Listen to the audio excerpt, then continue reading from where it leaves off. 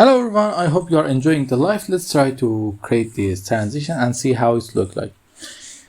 This transition is only showing us the power of contrast and how we can use it in the diverse ways, and it has nothing more special. If you like more special things, you can find them in my channel.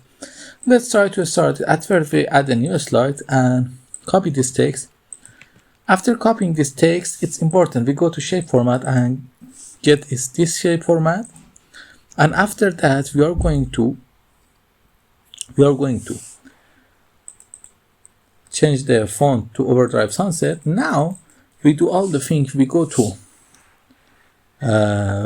format text effect here and add the reflection. This reflection is good, or this is good. This is enough and good. We create the shape. Now we need to create the color in the background. How we can create that?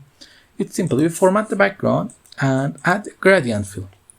This is a gradient fill I use. This is linear, and these are the things you can use. You can change and use whatever you want.